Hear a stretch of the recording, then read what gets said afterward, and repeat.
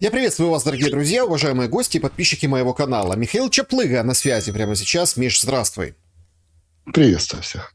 Ну что, договорились. О чем пока мало понятно, но Блинкен об этом заявляли, собственно, до сегодняшнего дня. Вот мерилом успеха для него, его такого очень таинственного визита, было бы, писала западная пресса, встреча личная с Си Цзиньпином. Она состоялась, и что говорит Си Цзиньпин? Вот самое первое сообщение об этом факте, что есть ряд договоренностей, и это очень хорошо. Это очень хорошо. Ощутит Украина? Сомневаюсь.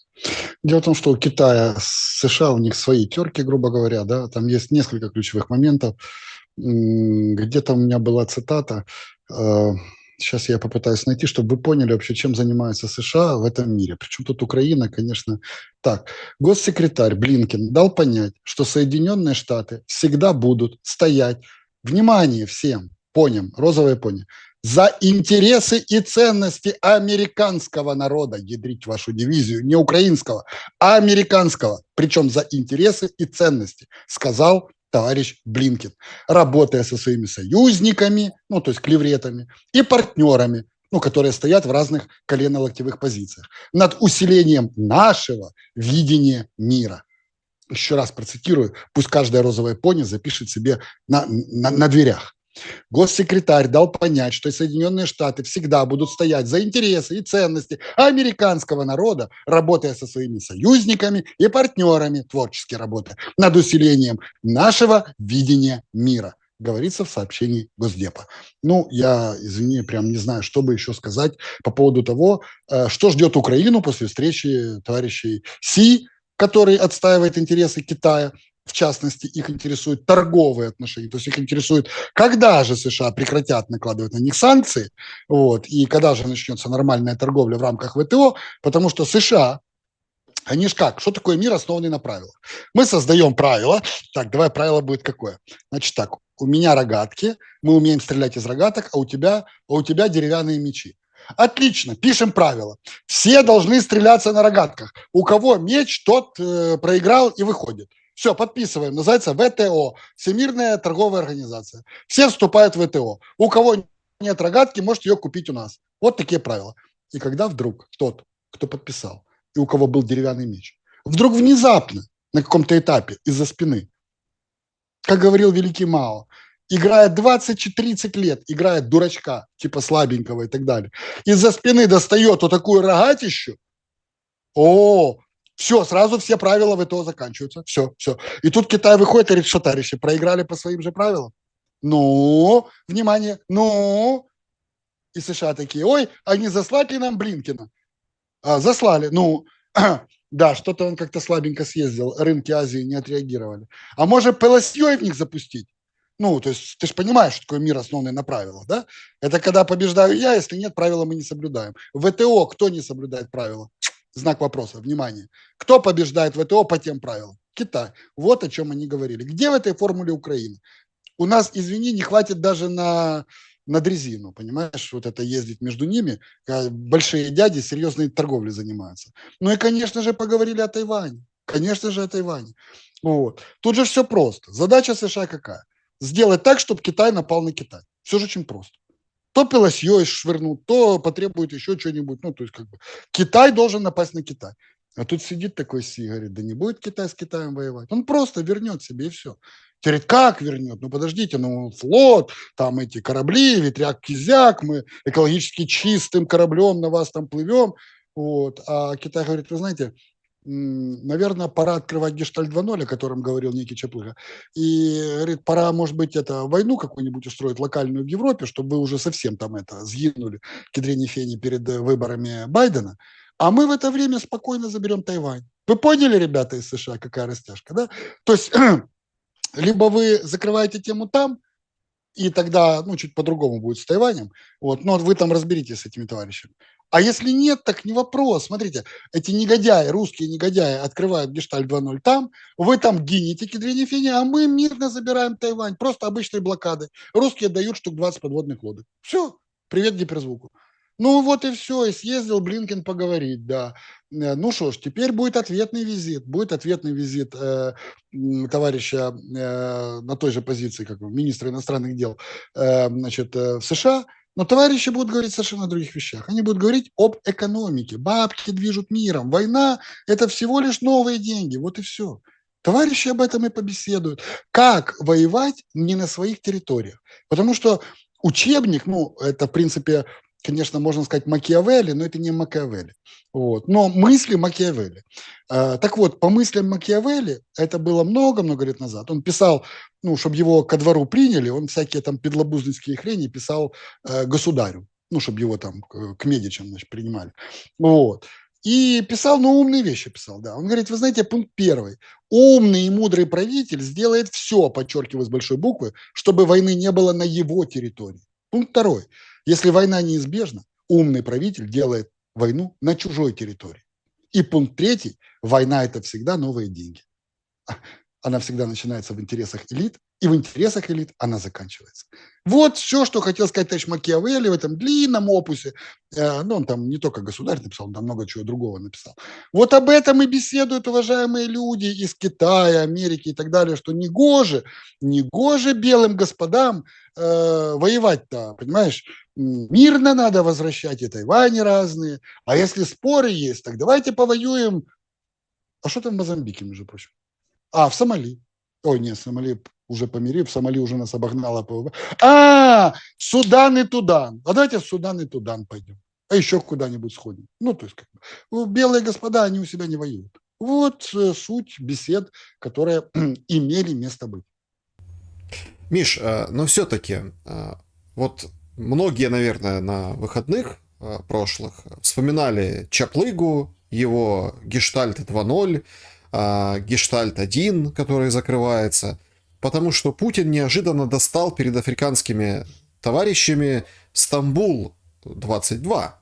Достал, потряс, все сфотографировали, быстро перепечатывали, расшифровали, что же там на этих белых первых страницах договора, якобы подписанного Украиной, и начали обсуждать, сколько согласилась тогда, больше года назад, Украина, должно быть танков, орудий, внеблоковый статус, в общем, что из себя представлял этот Стамбул-22. Но недолго подождав, Киев в лице товарища Ермака выходит на Wall Street Journal и говорит, что нет, вот вы метайтесь, не будет российского солдата на территории Украины, вот тогда и поговорим. Ну и его, скажем так, Ермака, видение Минска 2 2015 года, мол, все из-за него, поэтому, собственно, никак не получается договориться. В этом всем я бы хотел, чтобы мы сакцентировали внимание на вот этом глаголе «договориться». Путин не просто так африканским товарищам показывал вот эту попытку договориться год назад, не правда ли? Значит, давай разберем все в глобальном пределе. То есть все это белый шум. В глобальном пределе, еще раз, есть 3 геостратегические точки для России. Внимание, записывайте каждый пункт. Значит, давайте даже с самого начала. Закончилась Вторая мировая война, далее началась Холодная война. Ну, или там железный занавес, там, и так далее, и так далее. С тех пор начала выстраиваться, для Советского Союза выстраиваться глобальная линия обороны. Ключевым в Советском Союзе была РСФСР. РСФСР. С центром в Москве. Куча линий обороны. Куча. Вы себе представить не можете, что это. Это триллиарды денег. Но все они, эти триллиарды денег, не стоят ничего. Это выкинутые сожженные деньги, если нет пояса безопасности из стран, которые его обеспечивали. В частности, Прибалтика, Беларусь, Украина, Центральная Азия и так далее. Во всей этой схеме есть и 3 точки ключевые. Это Калининград, Крым и Порт-Тартус. Теперь, когда вы все это понимаете, я надеюсь, понимаете, еще раз прослушайте все это. Теперь внимание. Когда развалился Союз, если убрать поясы безопасности, то получается все триллиарды денег, которые обеспечивают безопасность одной бывшей РСФСР, теперь это Россия, и Москвы, это все сгорело в воздухе, это никому не надо, оно без толку. Получается, для того, чтобы обеспечить все эти линии безопасности и так далее, нужны контроль над 3 ключевыми точками. Еще раз подчеркну. Калининград, Тартус, Крым. И нужно, чтобы был пояс безопасности. Поскольку с Прибалтикой была чуть-чуть другая история. Прибалтика во время СССР считалась всем миром, включая США, оккупированной территорией. Когда развалился СССР, учредителями СССР были 3 республики. Беларусь, Украина, Россия. Вы можете миллиард раз переписать историю так, как вам хочется. Позовите этого Шмыгай, господи, как этот был друг мой тоже. Переписывал историю. Институт национальной памяти. Переписывал историю. Петрович. Да. Петрович, да. Нормальный пацан, на самом деле. Ну, переписывал. Да перепишите ее миллиард раз. Украина в границах 91 года не существовала никогда, кроме как в 91 году. Запишите это на лбу. Теперь следующее. В границах 91 года суверенное, субъектное и независимое государство Украина было соткано из обломков 3 воюющих империй. Не было такого. Это 3 обломка империй. Люди, которые жили на территории этих когда-то старых империй, воевали друг с другом в интересах этих сраных империй. Теперь мы получили 91 год, и нам нужно было стать империей, соткать себя вместе из этих 3 обломков. Попытка, как я говорил еще лет 10 назад, попытка вспомнить о том, что мы когда-то были там той империей, там кто-то был у Российской империи, кто-то был у Австро-Венгерской, кто-то был у этой, господи, как ее, турецкой, османской и так далее. Давайте воскресим эти войны на территории независимой Украины. Там ПЦУ, там УПЦ, там русский, там украинский, там мадярский, там еще какой. Ах, я же забыл еще про Румынию, Мары. Я забыл про Венгрию и так далее. Давайте все эти войны возродим в Украине. А чего уж тут? А когда вы попытаетесь 3 обломка империй сделать неравноправными, а один из них натянуть как сову на глобус всей Украины, то либо глобус треснет к ядреной матери, либо порвется эта сова. Что еще я должен вам сказать? И мудрые люди, которые в 91 году приняли, в 91-м, да, я уже с цифрами не дружу, Декларацию о независимости. Что записали они там? Какого хрена мы вышли от своих истоков, отказались и разрубили мечом собственную пуповину? А? Спрашиваю я внимание. На основании которой была написана Конституция. На основании чего жирная Порошенко изнасиловала Конституцию ради НАТО, которая, извините, вступили в половую связь с ними, не заключив брак, а теперь мы говорим брак, они встают с нас и говорят, мало ли что я на тебя обещал. Когда ответит перед республикой, которая ради себя изнасиловала Конституцию на глазах у изумленной публики? Что нового сказал Ермак? Вопрос. Я был на той закрытой встрече. Меня троллят за Ермака, боже упаси, вот сегодня уже там началось. Еще раз. Я зарыл топор войны значительно раньше, чем вы себе представляете. Я его зарыл еще в ноябре месяце, перед войной. Было это в ноябре, если не ошибаюсь. Да, тогда Ермак попросил всех, просто по-людски, и тех, кто против, и тех, кто за, собраться на закрытую встречу у него в АП. Да, я был в АП на этой встрече. На следующее утро наша делегация летела, он и Зеленский летели в Берлин. Тогда, когда было по Минску. Не я ли вам говорил, что Минск – это подписанный Порошенком акт капитуляции, но другого нет. И хочешь ты или не хочешь, ты обязан его исполнять. Петлять, я не знаю, что делать. Но подписал этот акт капитуляции Порошенко. Хорошо, Ермак вышел в ВСЙ, в Wall Street Journal, взял, сказал, что это было подписано под давлением Запада. Откровение! А вы не знали? Крым кто заставил нас сдать? Дух Святой? Или на Обаму нам можно пальцем ткнуть? А? Крым кто сдал?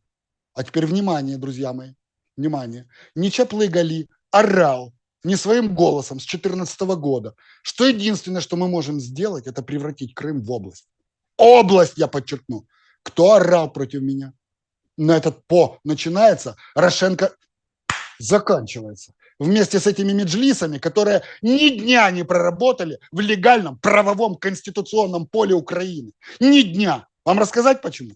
Потому что меджлис они называют парламентом. А у нас есть только закон про громадские организации. Так что такое меджлис? Они что, как ГО зарегистрированы? Нет. Как они существовали? Привет Порошенко. По чьим спискам они пошли? Кто мне орал о том, что не-не-не-не-не? А когда мы выходили, я что, на посаде был? Я же общался со всеми этими депутатами, шматами, со всеми их пердатами. Общался. И когда мы вышли покурить, я ему говорю, ребят, что вы творите? Какой нахер автономию еще и так далее после 2014 года? Я говорю, немедленно, пока есть возможность, область, поняли? И действовать нужно соответственно. Говорит, не, надо больше. Сейчас, значит, там товарищи крымские татары с меджлисом и так далее. Я говорю, какой знак равенства стоит между крымскими татарами и меджлисом? Одному меджлису известно. Я говорю, ну вы хотите что мне сказать? Вы хотите сказать, что Крым будет турецким, что ли? Они говорят, ну да, это же лучше, чем русский. Я говорю, что с ума сошли? Говорят, так он все равно никогда не будет украинским. То есть, если он никогда не будет украинским, то лучше пусть будет турецким. Я говорю, дебилы! Кто из нас патриот, а кто из нас торгует родиной? А, суки. Так вот, я это все проходил. А теперь выходит Ермак, который назвал вещи своими именами. Едриска. Да все же это было понятно. Привет Соединенным Штатам, добрый ранок, демократы. Кто сдал Крым, ядрить вашу мать? А? И кто сдал Восток? Что, я не знаю тоже, по чьим давлением было подписано Минск-2? Что, я не называл это капитуляцией? Называл. А меня теперь говорят, ах ты, рука Москвы, блин, и этого. Господи, не к ночи будет помянут Медведчука. А что я должен был сказать? Не исполнять Минск? Начать войну прямо завтра? Вы этого хотели? Я же говорил, это дихотомия Порошенко с Сурковым. Понимаете, титры пойдут. Правда всплывет. И я рад, что Ермак начал эту правду выдавать на гора.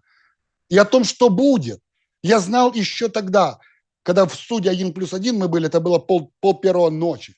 Когда наша делегация, уже забыли, как отменили тогда пресс-конференцию, пол первого ночи было. Отменили пресс-конференцию после Берлина, не могли ее никак провести. Забыли или что? Я помню. А знаете почему? Потому что русские выкатили карту и показали, где и как они будут делать вот так. Все. Либо исполняй то, что Порошенко подписывал, либо будет вот так. Четко показали. Немцам, французам, нам и всем остальным. Да, я не мог об этом сказать тогда. И что я должен был? С топором бегать за властью или что? Что мне было делать? Коню понятно. Почему решения были тогда именно такие? Почему тогда Залужный говорит, что ну вот мы, ну, в открытом как бы полностью, да, эфире, в интервью говорит, что вот мы там впустили, чтобы здесь, скажем так, чуть дальше на территории Украины отсечь, если все было понятно в пол первого ночи тогда? Это знаешь, когда было? Это был еще Берлин. Так вот. А потом была вторая ночь после этого всего. Когда был Берлин, я уже знаю, я не видел эту карту. Мне сказали, карту показали, сказали, как, все. Надо быть дебилом, чтобы не понимать, что не будет войны. Я не могу сказать пальцем, когда, понимаешь? Я с тех пор делал все, что я мог. И другие, многие делали все, что могли, чтобы этой войны не было, понимаешь? А потом была вторая ночь. Когда тоже в пол первого ночи я вернулся, в час ночи. У нас в пол первого закончилось, в час я вернулся. Мои спят дома, я знаю, что она будет. Все. Что мне, будить их, собирать? В 5 утра уехали. Все, что я тебе могу сказать? Я все это понимаю. Все это видели и знали. И ты мне хочешь сказать, что это Запад, не Запад это все? Что это все не было тогда в Женеве, когда Путин с этим Байденком, привет королеве, встречался? Да все тогда было расписано. Понимаешь? Это как, представь себе трубу, и по этой трубе бабах, и летит шарик. Этот шарик может вот так лететь от стенки к стенке, может прямо лететь, да до сраки, как он будет лететь. Понимаешь? Все было понятно еще в ноябре 2021 года. Весь сценарий от начала и до конца был понятен тогда. Могло быть по-простому, могло быть без вазелина, могло быть с вазелином, могло быть туда, могло быть... До сраки шарик оттуда вылетел, туда вылетел. Все. Это я вам сразу сказал. И теперь бегают, говорят, Михаил, ты говорил, он вчера вылетит, а он вылетел позавчера. Ты не угадал. Да я ушел в Англию или угадывать. Я вам сказал, что если шарик здесь и к нему стреляют, то он вылетит из дула. Он может вот так лететь, может так лететь, как хрен разница. И то же самое в моих пророчествах и непророчествах. Все и так понятно было, когда были в Женеве. Все было ясно тогда. Это сейчас вы увидели всего лишь 1% от всего, что происходит вокруг. Один! Ядрить твою дивизию, какие движи пошли. А вы этого всего не понимали. Один. Прикинь, что будет, когда 10 увидят. И прикинь, что будет, когда 90 осознают. Ой-ой-ой, мне прям страшно за психологическое здоровье всех тех, кто привет ему на эфирах передает. Хорошо, ладно, вернемся на секундочку к этому всему, что искал там Ермак, заявил и так далее. Да, А что давай, Ермак не то сказал? смотри, Давай, давай так, давай. я спрошу вот так, то есть понятно, что с точки зрения там журналиста, да, мне прям очень интересно, я бы сейчас бы впился бы и цеплялся и разбирал бы по косточкам твою вот эту закрытую встречу, потому что это интересно. Но с точки зрения времени, вот времени, как-то колесо, да, колесо времени, а, это уже мало что поменяет сейчас. Но Ермак выходит, Ничего. говорит сейчас. Почему? Хороший вопрос. Я думаю, потому что близится июль. Значит, я прервался на рассказах. Помнишь эти линии обороны и так далее? Я прервался. Теперь вторая часть. Я на Крыме прервался. Вторая часть. Может ли Украина быть в НАТО? Нет, никогда, вообще никак. В границах 91 года. Точка. Запишите на лбу. Именно поэтому это было записано в Декларации о независимости и легло в основу нашей Конституции. Почему я вспомнил о Крыме? Потому что многие родились потом и сейчас бегают и делают из себя этих, соросятам простительно. Это люди без образования, оно ж как бы бубны поднимает. А есть же люди, которые жили в тот момент, когда принималась Конституция. Есть люди, которые были на Майдане тогда, когда голосовалась Декларация о независимости. Понимаешь? Есть те, кто вот этими руками ставили первые палатки Украины без Кучмы. Я много чего помню. Так вот, друзья мои, Мешковщина кому-то о чем-то говорит? Понятие Мешковщина. Вот скажи, ты помнишь такое Мешковщина? Это когда был некий Мешков, блин, который кричал, что там был какой-то некий референдум в Крыму. Да? Откуда взялась вообще АРК? Автономная республика. Да еще и по территориальному принципу. Слушайте, а мои Поздняки – это разве не уникальный территориальный принцип? Почему нет автономной республики Поздняки, а? Спрошу я вас. Ну, если есть автономная республика Крым. Я говорил, области и только. Ну, ладно. Это все было в Конституции тогда. Так вот, это все имеет корни. И эти корни дают свои плоды. Да, через 20-30 лет и так далее. Но нужно это держать в голове. Теперь внимание. Скажи, мой друг, зная все эти 3 рэперные точки, о которых я тебе говорил, при каких-либо условиях, понимая, что триллиарды всей обороны РСФСР бывшей и Москвы рухнут к ядрене пень, если что-то случится с 3 точками: Калининград, Крым, Тартус. И если не будет пояса безопасности между РСФСР и НАТО. Это кем надо быть? Киссинджером, Вангой, чтобы этого не понять, или что? Дебилом каким-то. Я что, не говорил о том, что если мы сдаем себя в аренду НАТО, которая хочет нас тупо трахать, ну, за деньги, слава богу, но не брать нас в жены или в мужья, это называется проституция. Понимаешь? И сейчас мы это все в июле увидим. Ты спрашиваешь, почему сейчас? Потому что июль магически идет. Июль. Понимаешь? Не, ну можно выйти и сказать, вы знаете, а у нас будет особое партнерство. Ну, с любовницей. Ну, как-то. Секта наложниц. То есть в жены не возьмем, а потрахаться можем за деньги. Как-то так. Я не сильно жестко описал происходящую херню. Понимаешь? Резиновозины, да, потренироваться. Ну, чтобы как бы не сразу же в НАТО, понимаешь? Ну, надо же опытный. В НАТО только опытные товарищи идут. И тут выходит такой хер в черных очках, изображающий себя Байдена. Говорит, вы знаете, не. В НАТО что-то у них с коррупцией плохо. С коррупцией у них плохо. Да и вообще. Да и вообще это вот как-то, знаешь, вот. Нельзя никаких пусть в Совете потренируются. Выходит Резников. Сейчас это все июль. Я, может быть, рвано рассказываю, но сейчас вы поймете. Июль. Это все июль. Выходит Резников, говорит, вы знаете, нет, Совет Украина-НАТО – это наше членство в НАТО практически.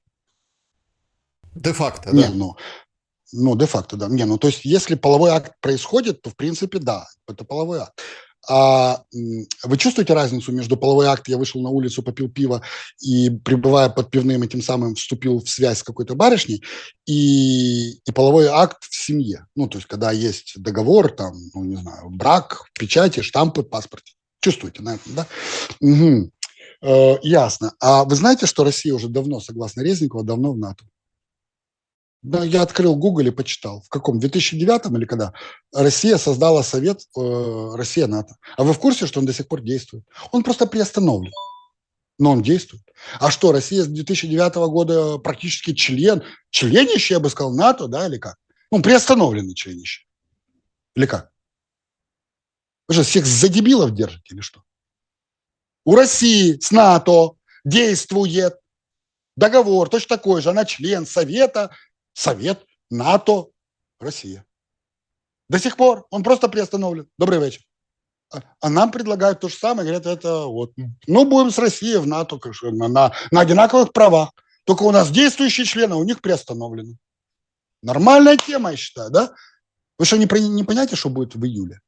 Значит, теперь внимание дальше. Если вы поняли, что я вам сказал про ПСА, если вы поняли про 3 реперные точки, так вот я вам сообщаю. Когда нам выходят, говорят, может ли Украина быть в НАТО? Я задаю вопрос, в границах чего?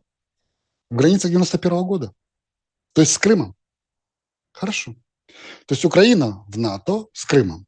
Как вы думаете, что делает Россия с НАТО в момент, когда членом НАТО становится Украина в 91-х границах вместе с Крымом? Вот просто ваши предположения. Выражает глубокую Дед... обеспокоенность.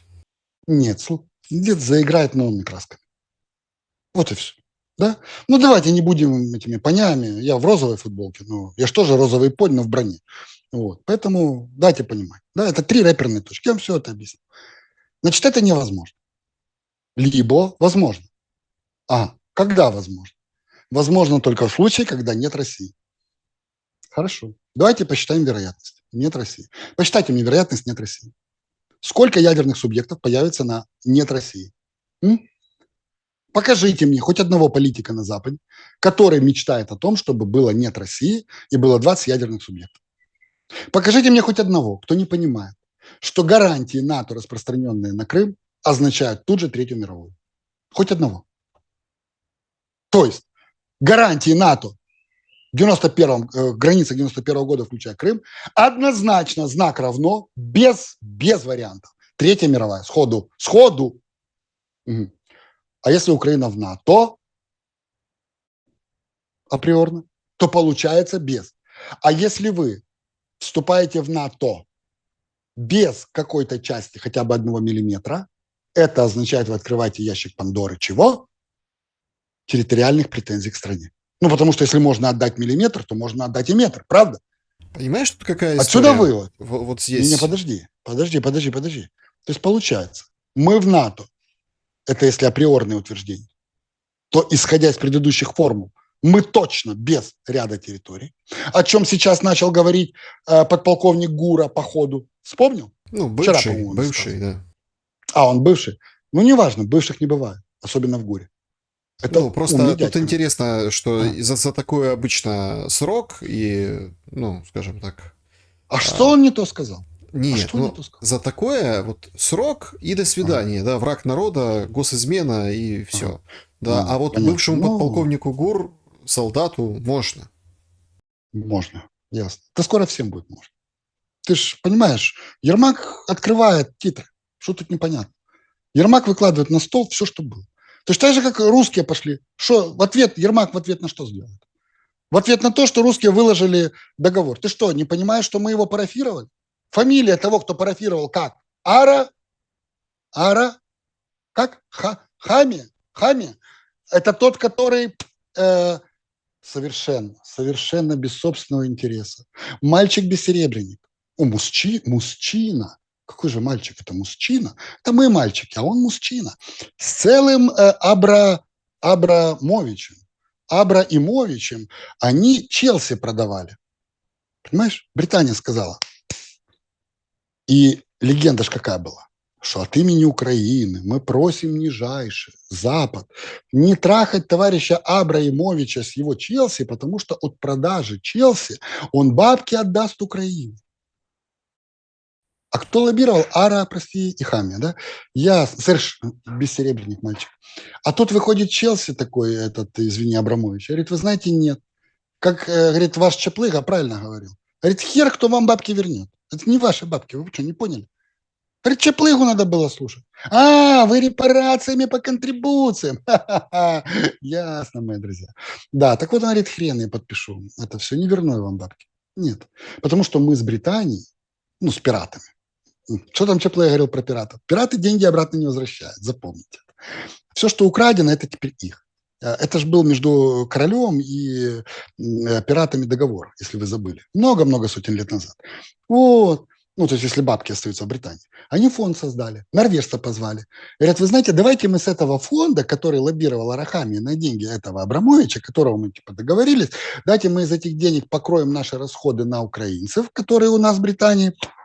Пиши, пиши давай 50%, чтобы это было. Ну, много, мы потратили очень много, да. Потом мы потратим на русскую оппозицию, какая непонятно, да, и потратим на, ну, и чуть-чуть мы дадим украинцам, да, но не им, а через фонд, Наглядову раду и Раду доброчестности. То есть через BlackRock и всех остальных. О, ты смотри, как красиво вышло. Помнишь Да, этот стишок? Мы делили да. апельсин. Много нас, а Много он один. наших полегло, да. Помню эту историю, да. Ну так что, выходит Путин и показывает нам все то, что было на Стамбуле. Друзья мои, а не мы ли с тобой в эфирах рассказали все, что было на Стамбуле до пункта? А может быть, кто-то забыл и не хочет включить пресс-конференцию 29 марта прошлого года? 29 марта прошлого года, YouTube, конференция. У меня ссылка в ТГ. Заходим и смотрим.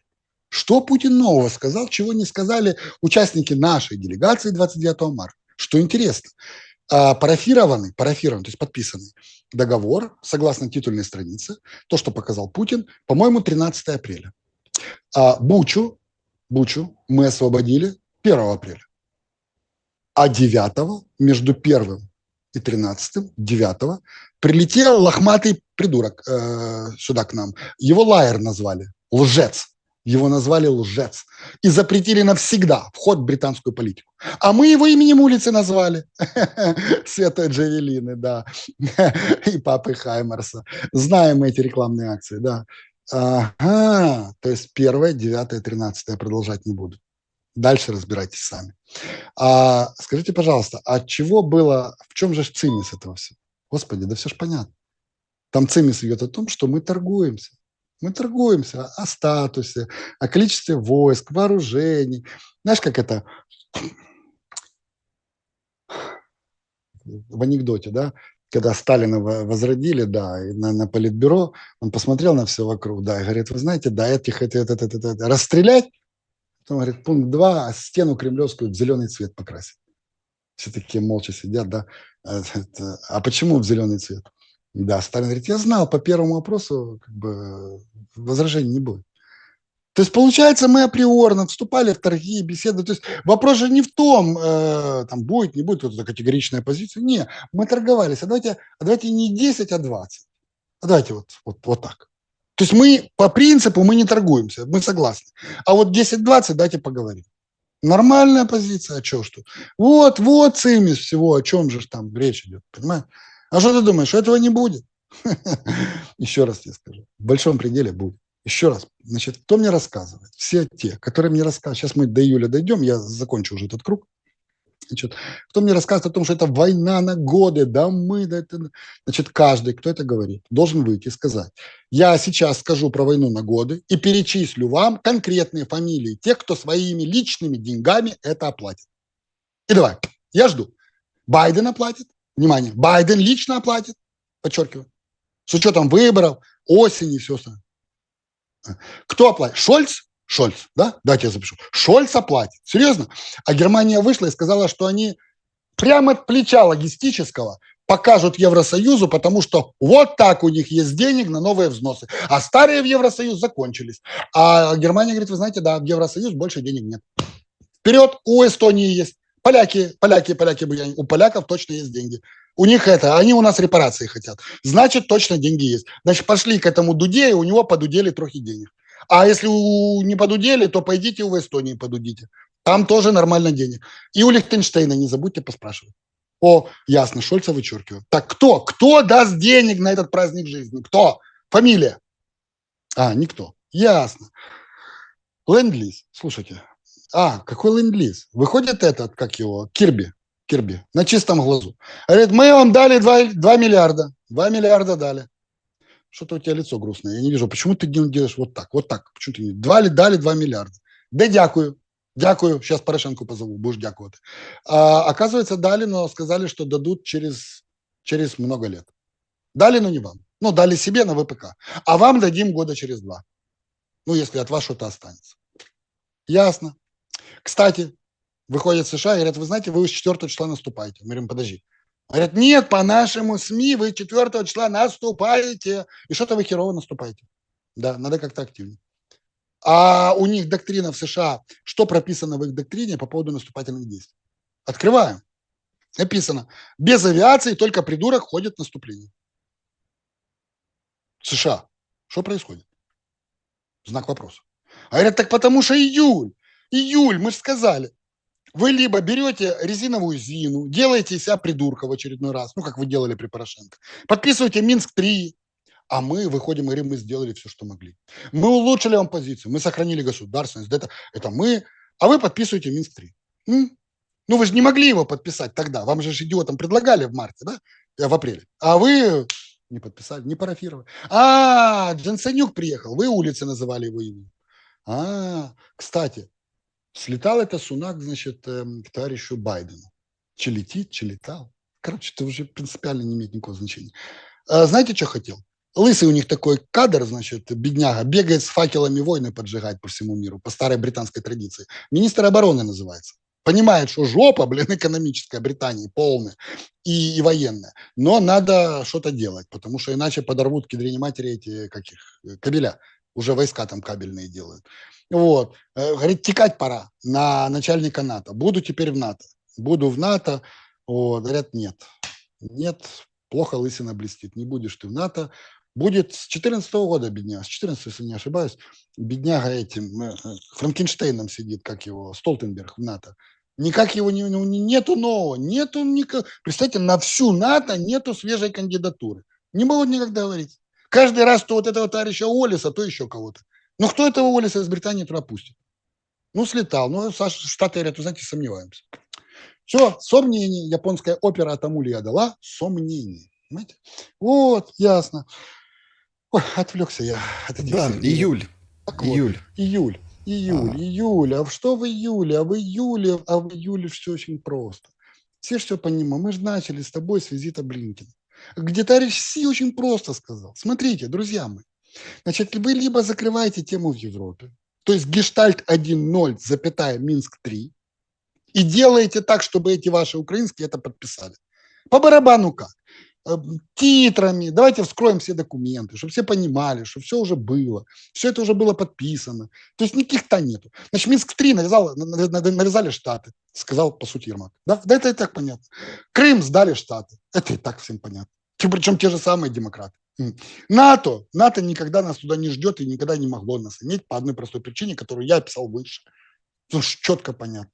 Так, что там еще? А, выходит Путин со своей стороны, говорит, да, что-то мало. Давайте я вам покажу парафированно. Давайте. Это ж только начало. Потом раскроют все. А потом будут сидеть вот так вот, товарищи, мыть глаза после моноэфира, вот так, ой-ой-ой. А на хиба? А потом вспомнят, был такой Чаплыга, говорил про геометрию Лобачевского на шаре. Это не Евклидова. И там, если из точки А выходишь куда-то, потом через год приходишь в ту же точку Б. Ну, точнее, в точку А. Извини. Точка Б равна точке А. Да, приходишь туда же через год. Только без магнитиков. Были деньги в кармане? Нет денег. Были магнитики? Нет магнитиков. Вас 4 вышло, 3 вернулось. И можете еще раз сходить. Ну, правда, количество путешествий ограничено. Вот. И вы это поймете. Что вы будете ходить вот так. Ну, да, господи, нет, не будем. Потому что есть BlackRock. А товарищи, которые кредитуют войну, они всегда считают. Вот сколько у тебя есть? Вот сколько твоя жизнь стоит? Да в лучшем случае баксов 100. А если тебя на парные органы, то, наверное, под миллион будет. Миш, Серьезно. смотри, мы сейчас про Да. BlackRock поговорим. Я бы хотел в эту Не-не, я конструкцию... к тому, что война закончится, потому что бабло за это уже, когда у тебя то, что отдавать, меньше, чем тебе дали. Понял? Поэтому остаток будут пытаться в июле загнать. А теперь самое важное в нашем эфире. Так вот, мой друг, либо в июле, когда нам дарят эту резиновую зину, мы подписываем или идем на подписание Гештальт 1.0, запятая Минск-3, и все эти карты перед этим скрываются. И если вы не могли этого сделать без контрнаступления, то делайте его. Неважно, что там куда. Любой итог. Это уже не важно. Вам нужно было с бубнами, ну идите с бубнами. Без бубнов, значит без бубнов. Либо, внимание, начинается гештальт 2.0. Но в гештальте 2.0 играем только мы. Вот. Это запомните. Потому что июль – это точка бифуркации. Либо туда, либо туда. Значит, если либо туда, мы вместе с Западом, третий раз, сперва был Крым, потом был Минск-2, а теперь Минск-3. Мы третий раз подписываем. Либо, вообще не вопрос, не играем. Тогда Запад умывает руки и играет свою игру с Китаем, русскими, и ЕС и всем остальным миром. А мы идем Гештальт 2.0. Муж и жена хотели поехать в отпуск. Жена хотела в Египет, а муж хотел на лыжи покататься в Андору.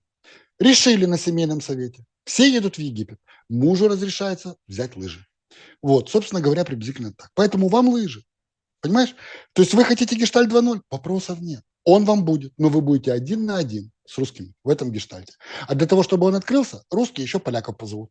Но я боюсь, что поляки очень быстро сделают внутри политический переворот. И кино не будет. Ну, не будет этого кино. Но если надо, русские позовут их ракеты. Вопросов нет. Они их позовут ракеты. Но это будет ваше локальное. Потому что иначе Китай теряет Тайвань. Ой, США теряет Тайвань. А Китай только сидит и ждет. И никто в США этого не допустит. Поэтому еще раз подчеркиваю. Точка бифуркации в июле означает НАТО. Можете это подать как хотите. Ну, то есть это, как это подать как перемогу, это личные ваши половые трудности. Вы либо подписываете третий раз Минск, как это было по требованию Запада, о чем Ермак, между прочим, и сказал, либо вы принимаете решение самостоятельно, без оркестра, идти играть в Гештальт 2.0 отдельно с русскими. Те вам сыграют. Хотите, зовите поляков. Все. На этом лекция закончена. Есть нюансы, и это прям, ну, очень интересный аспект. Ну, понятно, что как это, ну, там, сатира, слухи какие-то, ну, фольклор, в общем, да? Но прям такой вот уже из уст в уста, как говорится, передается, что румыны, поляки, страны Балтии, ну, вот эти товарищи вместе со своими вооруженными силами прибудут на определенные объекты прикрытия, ну, то ли зернового коридора, воздушных ворот во Львове, каких-то суперобъектов, как это Ровенская атомная электростанция. Ну, откуда, да, пришла новость об отходах, да, вот, производства. Прибудут и будут осуществлять некий, ну, скажем так, некий прообраз того, что Россия вместе с ОДКБ делала в Казахстане. Причем это обсуждается уже, ну так, достаточно явственно. У меня вопрос. Это гештальт 2.0 или завершение первого гештальта? Это завершение первого. Потому что, ну, это не 2.0. Это завершение первого. Первый завершается разделом Украины. Вот и все. Что тут непонятно? Мое пророчество, единственное, 2020 года, все читали. Как его осуществить? Очень просто. Нужно заманить страну, дробь страны НАТО, не НАТО, а страны НАТО на Западную Украину. Это мечта Путина – поделить нас на ФРГ и ГДР. Потому что оттуда началось, этим и закончится. Так они видят. Они считают, что их кинули, когда они дали право объединить в единую Германию, а их кинули. И они хотят это сделать здесь. Я это говорил в марте. Для того, чтобы это осуществить, западная им не нужна вообще. Им нужно отделить западную. Они считают, что западная Украина – это ошибка Сталина. И вот эта попытка натянуть сову на глобус. Поэтому нужно каким-то образом заманить Запад, чтобы те забрали, ну и поставили свои войска. По сути, это оккупационные войска, по большому счету. То есть вот они должны туда зайти. Вот. Они это хотят делать хоть тушкой, хоть чучелом. То есть лучше добровольно. Если нет, ну ракетой какой-то пыльнуть, чем угодно. То есть, чтобы они начали заходить. И это же все было описано в 2020 году. В 2020. А дальше они начинают играть. То, что было описано в китайском плане. В китайском плане очень четко обозначены зоны. Украина не делится, Китай не хочет поделить Украину прямо вот Судан и Южный Судан. Нет. И вот эти все параллели и так далее. Речь идет о военном зонировании. То есть пояс, есть отдельно Крым, реперная точка. Есть пояс, который русские успели оттяпать и окопаться там. Потом идет так называемая демилитаризированная зона, в которой нет вооружений НАТО, подчеркиваю. Есть уничтоженное советское вооружение, его нет, а натовское там не размещается. Потом далее идет натовское вооружение, а далее идет зона под контролем стран НАТО. Скажите, это ли не путинский план? Это план Путина. Ну, скажи, пожалуйста, а в декабре, в январе, когда я там выкладывал этот проект закона, я же выкладывал проект закона о том, что в Украине, по примеру Беларуси, могут проводиться многонациональные учения хоть 15 лет подряд. И участники этих учений имеют право по заданию Генштаба принимать участие в боевых действиях по защите суверенитета Украины. Этот проект закона есть. Я не знаю, приняли его или не приняли, но он на сайте Рады, он до сих пор висит. 80 чего-то будет. Сейчас я тебе точно скажу. Сейчас, секунду, мой друг, потому что это для зрителя это будет важно понимать. Тут же какой-то большой тайны нет. Сейчас. Где-то я ссылку кому-то кидал.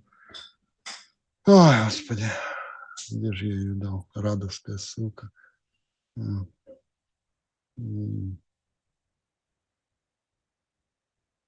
Бляха-муха. Не найду. Ну, есть, я скидывал. Ну, я В помню, марте. мы говорили об В этом, да. марте, да, мы обсуждали. Я извиняюсь, что я украл время. Вот. Но, тем не менее, это все есть. Ну, ты что, не понимаешь, что происходит? Это гештальт 1.0. Где F-16, которые тебе дают, они правильно, они летают в связке с АВАКСом. АВАКС не может залететь на территорию не НАТО. Радиус действия сигнала АВАКСа в связке с F-16 450 км. Я же вас просил циркулями порисовать. Ну вы что вы этого не видели? Слушайте, я понимаю, там на меня кричат зрадники, еще что-то. Мне перестать думать. Я это все знал, когда встретился Путин с Байденом в Женеве. Весь этот сценарий. Все это было. Я это пророчество в 2020 году написал. Ну, оно все по нему идет. Еще раз скажу, вы меня хотите, наверное, спросить, что сделать, чтобы этого не было. Я вам отвечу. Первое. Нужно быть как Китай. Скажите, пожалуйста, Китай свои острова сколько десятков лет возвращал? Может быть, войной? А давайте я задам еще вопрос. Когда мне говорят, можно ли решить все это военным путем. Скажите, пожалуйста, если оккупированная территория более, почти 10 лет находится под оккупацией, полностью интегрирована уже в другое государство. Хорошо, представим на секундочку, что мы овладели всей восточной частью. Можешь мне сейчас ответить, как гражданин Украины, ответить, что будет с гражданами Украины, которые 10 лет были в оккупации там? В плане работы, в плане ментальном, в плане историческом, в плане образовательном, юридическом и так далее. Можешь мне Ну, ответить? Миш, я, конечно, не Не хочу надо, ты мне громких... не ответишь. Нет, Ты мне не громких слов. ответишь. Я, например, да, я думаю, что нужна, условно, там, не иллюстрация и, как там Арестович рассказывал, 3 категории, фильтрация, там, да, а нужна Прости, вот, а это не то, что русские политтехнологи тогда привозили, а мы за это наказывали уголовными статьями? Это не оно? а Поехали, нужна давай тотальная дальше. амнистия. Ну, есть же опыт Майдана, правильно? Ясно. По сути, это Минск-2. По сути, это Минск-2. Понял? Потому что в одной стране будет существовать одновременно два разных исторических анклава. Теперь касается то же самое Крыма. Понял? Один в один. А теперь внимание. Когда шли битвы за Бахмут, твой родной город, скажи, пожалуйста, Это не мой хорошо, родной русские город, но захватили. да. Ну, ты из тех краев. Ну, хорошо, ты из тех краев. Скажи, пожалуйста, захватили они тот Бахмут. От города что-то осталось? Ничего. А теперь дальше. Ты что, не понимаешь, что хождение туда-обратно означает, что ничего не останется? Понимаешь? В силу обороны, линии и так далее. А это случайно не то, что хочет Путин, санитарная зона? М? Скажи, пожалуйста, получается, куда, в какую точку ты не зайди, это везде план Путина. Понимаешь? А что ты думаешь, на Западе этого не понимают? Может быть, пора остановиться и пора на секундочку задуматься, что нам нужно мыслить не Западом, не Россией, ни кем-либо еще, а интересами самих себя. Не BlackRock, ни кого-либо еще. Самих себя. Зная, что нами играли и Запад, и Китай, и Россия, и Европа. Просто вступали в половую связь бесплатно. Ну, иногда за деньги. Но деньги вешали на нас, долги. А те, кто вступали, получали их бесплатно. Понимаешь? И нам нужно понять, что мы строимся, понять, что мы зиждемся на Декларации независимости, которую нам подарили наши отцы-основатели. И что, я не знаю, накажут их или нет, но тех, кто предали Декларацию независимости. А мне важно, чтобы мы вернулись к истоку, к Декларации, к нашей Конституции. Чтобы мы подумали о том, как действует Китай для того, чтобы вернуть себя экономически, политически, военно и так далее. Вернуть себя в кучу. Они же не бегают в лобешник на Тайвань. Правда? Знаешь, как-то по-другому действует. Нам нужно понимать, что те, кто пытаются разломить нас по линиям разломов трех империй, это враги. А враги не те, кого один кусок обвиняет, там, другой, да, нас стравливают, пытаются сову на глобус одеть. Вот. А именно враги те, кто вот эту сову одевают, кто за это платит, кто на этом делает политику. Вот может быть, если мы на секундочку остановимся и поймем одну простую вещь. Знаешь, меня спрашивают, во что ты веришь? Вот наступление, контрнаступление и так далее. Я говорю, вы знаете, я не верю в перемогу. Простите. Потому что перемога – понятие относительное, равно как и справедливость. И я не верю в справедливость. Это относительно. Но во что я верю? Я верю в наших защитников, потому что это люди. Я верю в людей. Потому что государство – это люди, а не квадратные метры. Если есть люди, если мы сбережем ВСУ, если мы сбережем людей, мы обязательно вернем, неважно в какой перспективе, мы умные, мы вернем наши квадратные метры. Но если мы просрем людей, квадратные метры достанутся кому угодно, но не нам. Вот моя философия. Философия понятна. Я всех призываю подписаться, поставить лайк. Миха Анархист, ссылка на телеграм-канал в описании к этому видео. Пожалуйста, переходите, интересуйтесь, читайте новости, обновления, помогайте волонтерам, с которыми работает Михаил, и дружит, работает просто слишком такое слово, такое яркое. У себя в телеграм-канале я тоже, скажем так, пару раз пытался исключительно, внимание, на тех людей, которых я знаю, лично перенаправить вот этот вот добрый порыв, скажем так, благодетели, помощи. Это исключительно, что у Михаила, что у меня, это исключительно те люди, которых мы знаем лично. Это исключительно вещи, которые, по-настоящему нужны для тех людей, которых мы знаем лично и которые там вот не впустую, да, вот рассказывал у себя историю о том, что прислали, ВСУ дрон, да, Мавик, а это не тот Мавик. И солдаты смотрят и говорят, это, конечно, все здорово, но это же люди собирали деньги, да, вот волонтерам, волонтеры передавали, его поставили на баланс, теперь он висит там на конкретном человеке, этот Мавик, который не пригоден для использования, для разведки, его просто нет анонимайзера, то есть его видно, везде можно засечь. И нужен другой дрон, да, а это здесь получается деньги впустую. Поэтому вот что у Михаила, что у меня, мы стараемся вот все-таки на нужное, полезное, важное, и то, что Вот действительно списку нужно. нам же присылают, военные присылают спецификацию, мы идем по этой спецификации. То есть так должно быть. Я бы хотел о вот этом поговорить, что ничего не останется. Миш, я прозрел. BlackRock и JP Morgan Chase помогают украинскому правительству создать банк реконструкции Украины. Цель фонда – привлечь миллиарды долларов частных инвестиций в проекту по восстановлению разрушенной войной Украины. Правда, проект находится еще на стадии разработки, но как бы вряд ли будет запущен он до конца боевых действий, но вот уже на этой неделе в Лондоне, именно там, предприниматели лондонские, украинское правительство будут презентовать вот этот фонд BlackRock и JP Morgan.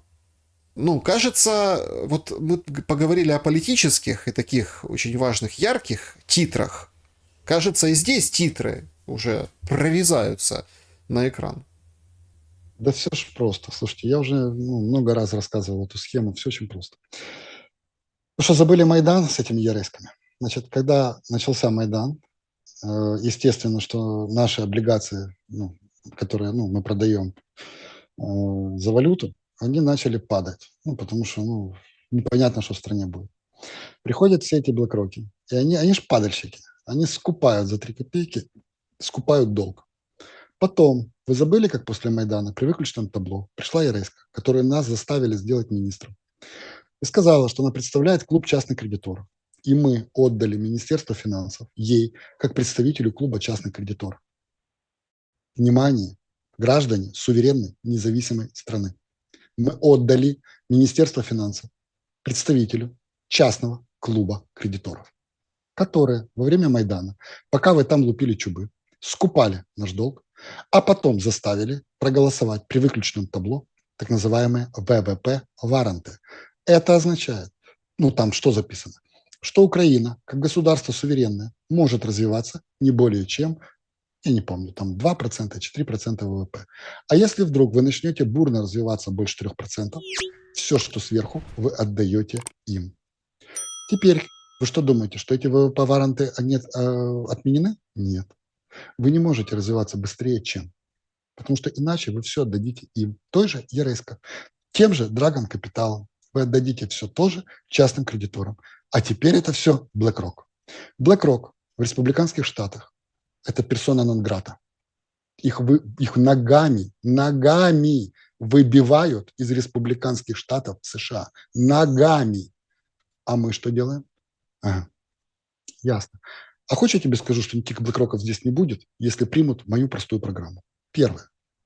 Газотранспортная система, которая есть сегодня в Украине, на 51% принадлежит только Украине. Больше никому. Что приватизировать или корпоразитировать энергоатом нельзя. А тот, кто это сделает, сядет лет на 50. Я тебе сразу скажу, их тут не будет. Потому что то, что они хотят украсть энергоатом. Ничего нового. Да? Они хотят забрать газотранспортную систему и газовые хранилища. Плюс они хотят забрать нашу газовую добычу. Больше ничего. Плюс там неоновый завод в Одессе, еще там ряд. Я просто хочу им показать вот. Если вы это пропишете в законе, что это собственность государства, никаких BlackRock'ов тут не будет. Потому что им это неинтересно. Они начнут орать, когда вы вернете наши... Мы же вам типа в долг давали. Как работает схема в долг? Давай я тебе опишу. Просто, для поней. Опишу я с помощью телефона. Смотри внимательно. Значит так, сидит продажное какое-нибудь чмо, которое представляет внешних игроков, сидит у нас в министерстве и говорит, что-то у нас мало денег. Нету денег. А денег, понимаешь, много не бывает. Потому что сейчас придет какой-нибудь там, не знаю, Архами, еще кто-нибудь и скажет, вы знаете, нам туда надо, туда. Нам столько много надо денег, и еще 2 миллиарда. Вот много и еще 2 миллиарда. Ага, значит, это у нас столько нет в бюджете, значит, нужно что? Столько плюс еще 2 миллиарда. Ой, не, мы же с тобой вдвоем. Тогда 4. 4. 2 мне, 2 тебе. Значит так, вот столько, сколько надо, плюс 4 миллиарда. Нету столько денег. Но 4 наши – это святое. Плюс 4. Так, значит, записываем, что нам это надо. Теперь, что делает дальше? Значит так, министр финансов что должен сделать? Он должен поднять трубочку и сказать, алло, частные кредиторы, отдайте нам 4 миллиарда. Нет, 4 это только этим. И еще там надо было 2 на страну. 4 этим двоим и 2 на страну. 6, дайте 6 миллиардов. Те говорят, 6 миллиардов – это частный займ, правильно? А он через JP Morgan будет идти. Тебе напомнить, как пирамида Маркаровой. Помнишь, была такая пирамида ОВГЗ, внутреннего займа, Маркаровой. которую потом эвакуировали в США к себе на родину с дипломатическим статусом, ну, когда уже стали вопросы, что там муж ее с банками, ну, это разные нюансы были, да? Ага, ясно. Я резко потом куда-то на Коста-Рику, по-моему, съездила, вот теперь обратно возвращается. Ага, алло, нам надо 6 надо. JP Morgan, дай 6, пожалуйста. Это будет частный, да, частный под закрытый, мы там договоримся, это ОВГЗ, внутренние, да, обязательства государства. Государство гарантирует, да. А тут такой JP Morgan говорит, слышите, это кто там, Марченко, скажи, а сколько у тебя денег государства? Ну, ты говоришь, там 6 дать, а у тебя сколько бабла? Ну, чем ты гарантируешь? Говорит, ну, нету денег, могу почками этих посполитых. Говорит, тебе топочек посполитых пока продашь. А нет у тебя денег? Нет. Говорит, звони в МВФ, пусть они тебе американскую инфляцию складируют в Нацбанке, положат, сколько тебе надо? 6? Попроси 6 ярдов, пусть положат Нацбанк, проскладируют американскую инфляцию у вас во время войны, ну, чтобы не там платить инфляцию в США, а у вас.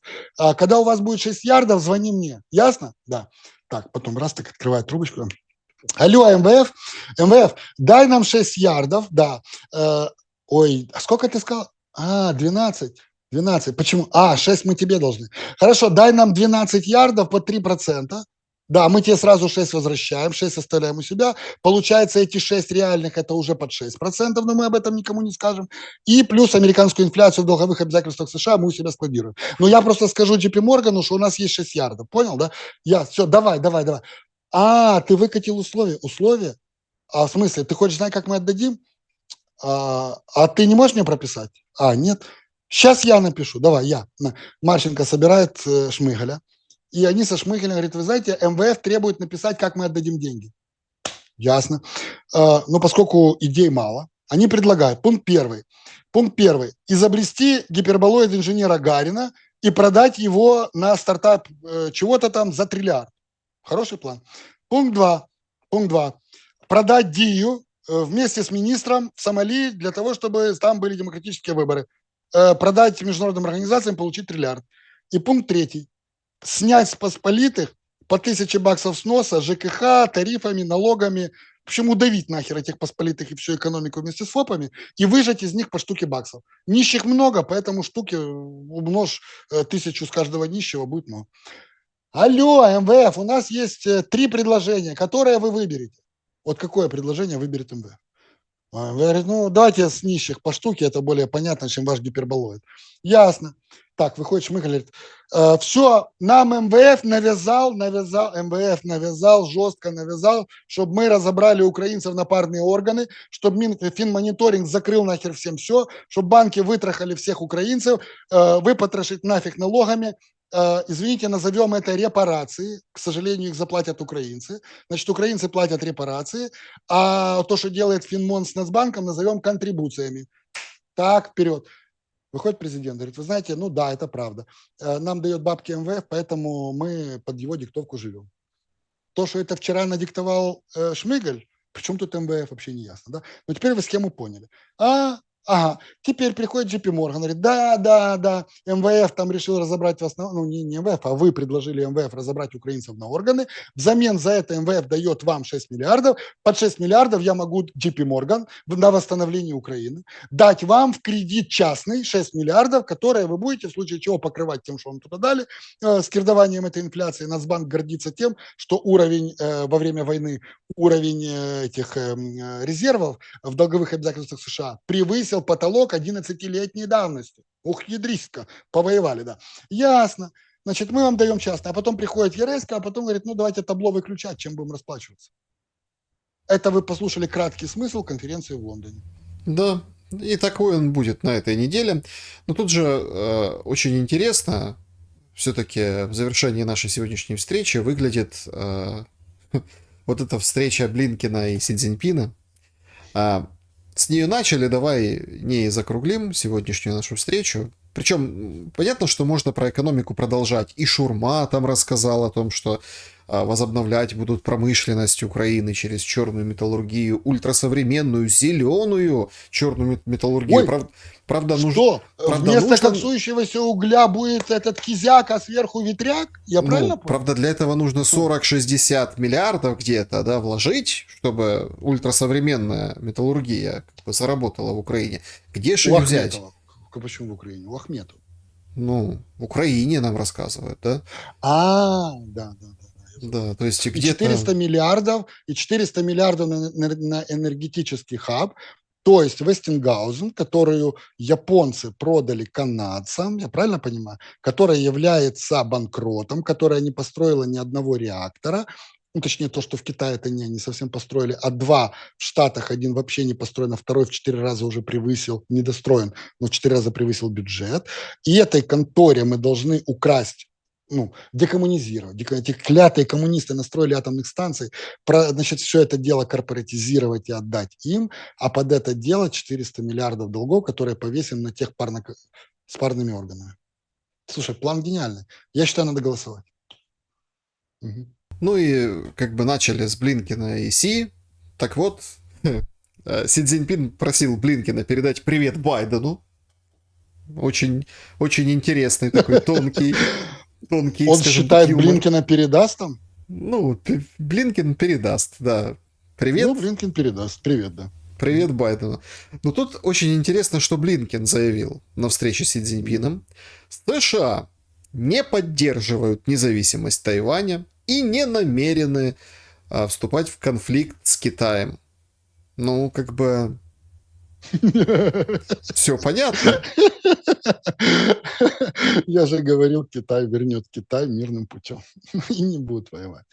Ну, вы слушайте, вы, знаете, так много чего-то недооцениваете. Но нет никакого там госдев. Вы что, не понимаете, почему Байдена держит? Это ширма. Есть Ротшильды, Рокфеллеры, там эти ж все семьи. И старые скоро поумирают. Ну, у них там детки есть, он Сорос уже передал свой. Блинкин кого представляет? Ну, Ротшильд. Вам напомнить, кто? Ротшильды у нас сидели на трубе при Петре. Ротшильды у нас сидели на трубе. А Петя Ротшильдам отдал в слепой траст. Или вы что думаете, что это мифы про этих Ротшильдов? В России Рокфеллеры сидят. Ну, то что? Ну и Блинкин бегает. Ну, есть ширма Байден. Что непонятно. Бабло рулит. Кто реально ездил в Китай? Маск ездил? Бабло ездил. Маск существует без бабла США? Ну, донорского там по зеленой этой энергетике? Нет. Этот с Microsoft кадрила ездил туда? Ездил. Ну, Обнимались. там С не одним только чипом. Microsoft, а там Всемирная организация здравоохранения. О, ну понятно. Ну, а что такое? Всемирная организация здравоохранения – это подразделение Microsoft. Ну, непонятно. Слушайте, да назовите вещи своими именами, что мы не понимаем, что происходит. Товарищи решают свои вопросы. Ну, там ширму поставили, там другую ширму. Ну, бегают, решают. Бабло. Товарищи по баблу все порешали. Раз по баблу порешали, в таком случае, ну, какая разница? Тайвань будет чисто китайским, КНРовским. Если главное что? Главное, чтобы поставки оттуда шли. Чипы, чтобы все работало, правильно? Бабки должны крутиться. Ну, кому интересно разбомбить это все? Да никому. А какая разница, кто владеет киоском? Вот знаешь, вот честно тебе скажу, нам постоянно приходили эти соросята и рассказывали байки о том, что форма собственности влияет на эффективность работы. То есть является ли это собственником государства, или является это частное лицо, или кто-то еще, влияет на то, как эффективно работает наемный менеджмент. Вот точно так же и здесь. Знаешь, я говорил, ребята, никого в этом мире не интересует, кто владеет источником, ну, этим, грубо говоря, копалином и там, чем еще, там, трубой и так далее. Важно, кто оперирует и куда оно должно ходить. Вот и все. Товарищи договорились, в каких процентах и как оно будет ходить. Ну, или договариваются, как оно будет ходить из Китая, как будет ходить из США. Бабки рулят миром. Никому не интересно долбить это все. Господи. Скажи мне, пожалуйста, Так, за время войны завод этот... почему в Украине интересно долбить, а там неинтересно? А кто тебе сказал, что в Украине интересно долбить? Завод по производству неона в Одессе, что-то ему случилось? Газотранспортной системе, которую под водород хотят переделать, что-то случилось? Хоть одной атомной станции, ну, помимо украденной у нас ЗАЭС, что-то случилось? Слушай, перемычкам, которые идут на Европу по электрике, что-то случилось? О чем ты мне рассказываешь? Понимаешь? Ну, вот. Поэтому товарищи договариваются о серьезных вещах. И вот они и договорились. Надо просто, наконец-то, надо взрослеть. И понимать, что Украина, кроме нас самих, никому больше не нужна. Нам самим. И компрадоров со страны гнать нахер. Просто понимать, что если приходит какой-то барабанчик, который орет, что это граждане мира, блин, и они там всякие там, бойтесь донайцев, дары по 400 миллиардов приносящих, покажи мне того, кто вложит, да какие 400 миллиардов? Покажи мне того, кто вложит 10 долларов. 10 банальных долларов в воюющую страну сейчас. Кто? А если вложит, то под что? Пусть покажут, под что. Я хочу это понимать. Что вы, суки, отсюда вынести? Вот и все. Чудес в мире не бывает. Все чудеса делаем только мы сами. Вот чудо. Ты собрал, я собрал на один Mavic. Тот, который нужен. Это чудо. Понимаешь? А когда приходит мне кто-то и рассказывает про 400 миллиардов на миллиарды, там, слушай, 70% зарплаты наши бойцы тратят на что? На дроны, на обеспечение, на ремонт машин. 70% зарплаты бойцы тратят. Это в британской прессе пишут. Ну, на основании бесед с нашими, это же не Да. мои журналисты. А что, мы, работая с военными, не ну, понимаем? Погоди, так это и есть. Вот я просто Слушай, этот пример привел, потому что, ну, это реально как бы информация, да, из учебки, слушай, да. тебе не кажется когда театр абсурда? прислали Mavic, да, Да я понимаю, на да я минуту, а к знаю. нему одна батарея, одна. Ну, понятно, нужны батареи, нам приносят, ну, смотри, мы батареи, отдельно покупаем, то есть отдельно там... приносят батареи, да, это куча всего. Я не буду это все рассказывать. Но еще раз тебе объясню. Тебе не кажется оксюморон или, не знаю, бред, давай по-простому, театр абсурда. То есть мы собираем по одному мавику. Военные тратят 70% денег на то, чтобы обеспечить себя, с чем воевать. А в это время в Лондоне обсуждают 400 миллиардов. Тебе не кажется театр абсурда? А в это время выходит программа про ООН и хвастается тем, что на восстановление Украины про ООН соберет, ООНовская, да, организация, соберет целый миллиард всего. Мы в месяц 5 тратим. Мне, Ну, знаете... это театр абсурда. Этот момент, когда с Чаплыгой говоришь о деньгах, это прям очень интересный момент. Ну, для меня стало все понятно и показательно, когда там 100 с лишним тысяч человек, пострадавших в ходе подтоплений после катастрофы на Каховской ГЭС, приняли решение выплатить по 11 тысяч с лишним гривен. Да? Причем 5 тысяч гривен дает Шмыгаль и наш, ну, Кабмин, а 600, по-моему, да, дает ООН. И нам выносят это как победу, что вот смотрите, вот мы добились, 5 от Кабмина, 600 от ООН. Итого, получаем, что человек, который пережил вот это наводнение, получает единоразовую помощь 11 600. Колоссальная поддержка. Причем тут 200 даже... баксов, да? Ну, причем тут даже, знаешь, не там, понятно, там не от Кабмина, а от того же ООН. То есть вместо того, что ну, там, делить шкуру неубитого медведя, рассказывать о том, как черная металлургия наша станет зеленой, можно не было наша, бы людям а помочь. Ахметова. Да? Нет, давайте вот шерсть государственную не путаться с частной. У нас, значит, давайте тогда возвращаем энергетику, возвращаем государству. И, пожалуйста, тогда я вам найду деньги на нее. А если она частная, то, знаете, это когда-то рисовали в Советском Союзе, когда был распад Союза, еще до распада, рисовали такую картину. Значит, стоит корова, у нее вымя, значит, на территории России, а морда на территории Прибалтики. И она жрет траву в Прибалтике, а вымя доет в России. Вот так это рисовали, да? Это было еще до развала Союза. Извините, если ошибся, потому что, по-моему, было наоборот. Она жрала там, а доили ее в Прибалтике. Это не важно. Принцип, понимаете? Так вот, вот то, что происходит сейчас, это все просто какой-то театр абсурда. Ходят какие-то уважаемые товарищи, рассказывают про 400 миллиардов, понимаешь? А в результате рассказывают про репарации, контрибуции, там тык. Короче, в результате все репарации оплатили граждане, и контрибуции оплатили они же. То есть, а долги на государство. Меня это начинает уже раздражать. Вот да. Но я с одним могу нас поздравить, Миш. Наша с тобой встреча продлилась гораздо дольше, чем Си Цзиньпина и Блинкина. Сообщают, что 35 минут не продержались в этом разговоре визави. А известно, что тоже очень удивительно, что вообще этот разговор состоится за 45 минут до начала. Ну, это так, немножко математики, немножко хронологии. То есть 35 – это 10 минут Си, 10 минут Блинкен, и по 10 минут перевода это уже 40, не меньше. А пока поздороваются, пока пофоткают. То есть 5 минут Си, 5 минут Блинкен, 5 еще 5 – это вот 20, 5 минут на фотке – это вот 25, 10 минут на ручканье, рассадку и так далее. Я правильно понимаю? Ну, нормально. Вот Слушай, так. люди пиво, это я теперь понял, почему Макрон после визита в Китай пиво залпом пьет бутылку. Это его, видно, в Китае научили. Давай людям это улыбнем в конце про Китай. Приезжает как-то наша делегация в Китай, ну, там еще в давние времена, когда еще я к власти имел отношение. Приезжает наша делегация, а такие все нормальные, простые люди тогда, ну, тогда еще были коммунисты, были в Раде, это еще и коммунисты среди, ну, делегация была, компартии там, часть. Значит, ну, радовская делегация, ну, там, депутаты-коммунисты такие, машинисты, нормально. Значит, стол накрытый, все, на столе стоят вот такие мензурки маленькие, с такой, ну, пластмасса, знаешь, как вот водичку дают в самолетах, плоская такая, знаешь, с крышечкой такой, что можно сразу. Вот такой, только меньше стоит, значит. Вот, и стоят какие-то наперстки такие, реально наперстки, значит, наперстки. Ну и толкает тост, значит, руководитель китайской стороны, принимающая сторона, значит, все. Ну и кто-то там шепчет, значит, надо налить, надо налить. Ну и показывает, значит, надо открывать эту штуку, там водка. Ну, значит, открывают эту, все пооткрывали, все. И никто не может понять, значит, а куда его налить, потому что нету куда его налить, понимаешь? А вот эти, ну, стоят вот такие мелкие эти, как они, как наперсток, но туда налить невозможно. Ну, то есть я не знаю, кем надо быть этим специалистом, чтобы туда налить. И никто на это не обращает внимания.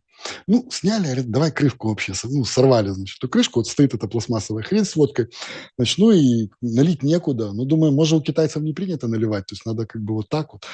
Ну, тот толкнул тост, все, значит, вот. Ну и надо выпить все. Да, значит, раз, и наши, значит, берут эти пластмассовые чехли, ну, там 50 грамм, по-моему, 30, даже я не знаю сколько. И раз этот, значит, оттуда. Вот, и такая пауза зависает в китайской стороне, потому что с их точки зрения это была целая бутылка 0,5, значит, а наливать надо было в эту мензурку, значит, ну и 3 капли принять. Ну и наши искренне стоят, говорят, не понимают, что такое, смотрят на китайцев, а у тех культурный шок, значит, взять бутылку с горла, при них приговорить. Вот, я к чему? Ну, улыбнитесь. То есть это разница культуры и так далее. Но я думаю, что если мы выберем путь китайской мудрости, у нас тоже все получится. Ох, Миш, да, хорошая история. Парировать ее можно разве что там моей истории по поводу того, как китайцы в Луганске в общежитии университетском, ну, совсем по-другому себя вели и к мензуркам не имели никакого отношения. Но это уже как бы дело, это уже другая совсем история. Миш, спасибо большое за твое время и твои мысли. Друзья, спасибо большое за то, что посмотрели это видео. Пожалуйста, поставьте лайк, напишите, что вы думаете. Постарались мы и о глобальном, и о серьезном, и о важном, и о решающем уделить каждому из этих аспектов время. Надеюсь, вы оцените по достоинству подпиской, лайком, комментарием. Берегите себя и друг друга. Всем добра и света.